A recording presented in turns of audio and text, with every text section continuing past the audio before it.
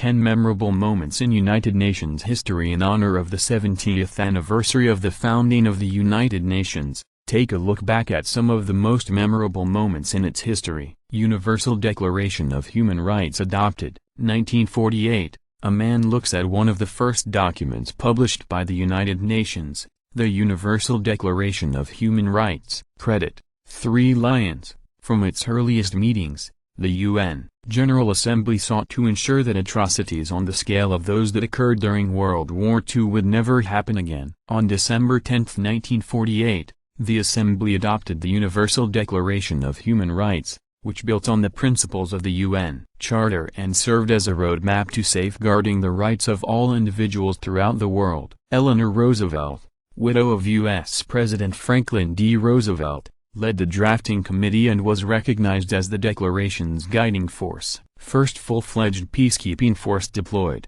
1956, UN International Emergency Force assembling, 1956. Credit: David Lees. Though the UN Charter does not specifically mention the use of international armed forces, under the control of the Security Council, to mediate between warring parties, this type of peacekeeping has been an important part of the UN mission since 1956. The UN General Assembly met in its first emergency special session that November in order to address the ongoing Suez Crisis, which had begun when Egypt's President Gamal Abdel Nasser nationalized the Suez Canal Company, a joint British-French enterprise. After pressure from the United States led Britain and France to accept a ceasefire and end their short-lived military action against Egypt, the first United Nations Emergency Force, UNEF, was deployed to supervise the end of hostilities and the withdrawal of British, French and Israeli forces. World Food Programme established,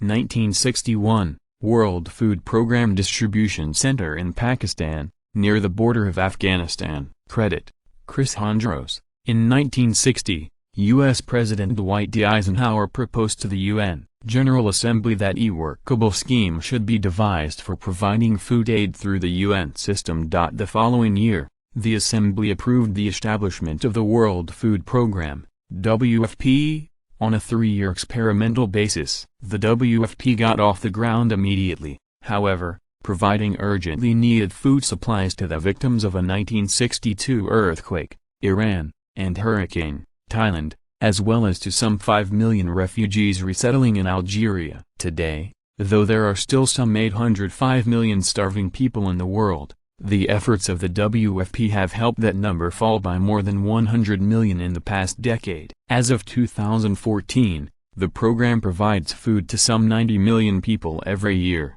including 58 million children. UNICEF wins Nobel Peace Prize, 1965. A girl peeks out from a UNICEF school tent in Fzbod. Credit: Paula Bronstein. The creation of the United Nations Children's Fund, UNICEF, dates back to 1946, when it grew out of the pressing need to provide food, clothing and health care to the children of war-ravaged Europe. The program became a permanent part of the United Nations in 1953. In 1959, the General Assembly adopted the Declaration of the Rights of the Child, which represented the first major international consensus on the fundamental principles of children's rights, including shelter, education, health care, and good nutrition. In awarding UNICEF its Peace Prize in 1965, the Nobel Committee lauded the organization for promoting e-brotherhood among the nations and for realizing that children provide the key to the future. Now in more than 190 countries,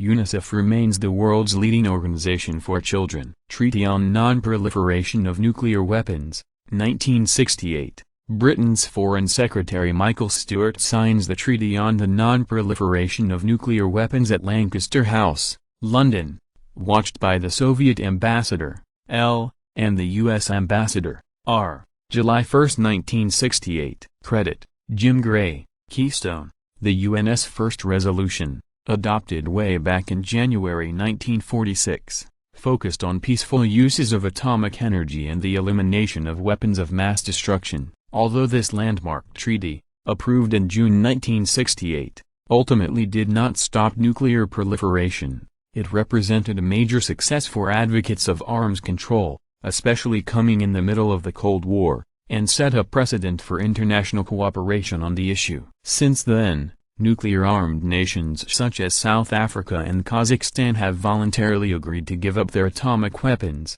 while other countries have vowed to end nuclear research programs and submit to inspections by the UN. International Atomic Energy Agency. International Women's Year, 1975. French Minister for Women's Affairs Françoise Giroud speaking at the World Conference of the International Women's Year, Mexico City, June 23, 1975. Credit, Pictorial Parade. Support for women's rights was actually built into the United Nations Charter. Article 1 reads, to achieve international cooperation broken bar in promoting and encouraging respect for human rights and for fundamental freedoms for all without distinction as to race, sex, language, or religion. The General Assembly designated 1975 as International Women's Year, and organized the first World Conference on Women in Mexico City. Since 2010, the UN Entity for Gender Equality and the Empowerment of Women, known as UN Women, continues its efforts to support women's rights, particularly the need to end violence against women. In 2014, UN Women Goodwill Ambassador Emma Watson launched the groundbreaking He for She campaign, which calls on men to fight for gender equality and combat violence and discrimination against women. UNESCO names 12 initial sites for protection. 1978, Cliff Geyser along Iron Creek in the Black Sand Basin in Yellowstone National Park in Wyoming. Credit, Karen Blyer. In 1978, the United Nations Educational, Scientific and Cultural Organization, UNESCO, published its first list of 12 World Heritage Sites, those man-made monuments or natural areas deserving of special protection due to their outstanding value. Aside from the original list, which included the Galapagos Islands and Yellowstone National Park, UNESCO now protects nearly 1,000 sites worldwide, helping set the standard for the preservation of some of our most important historic monuments and natural treasures. Kyoto Protocol, 1997. Two local men try to catch some fish in a lake next to Kairobash copper smelting plant. Credit Alexander Nemanov. This international treaty, named for the Japanese city where it was adopted, committed 41 countries plus the European Union to reducing the emission of dangerous greenhouse gases,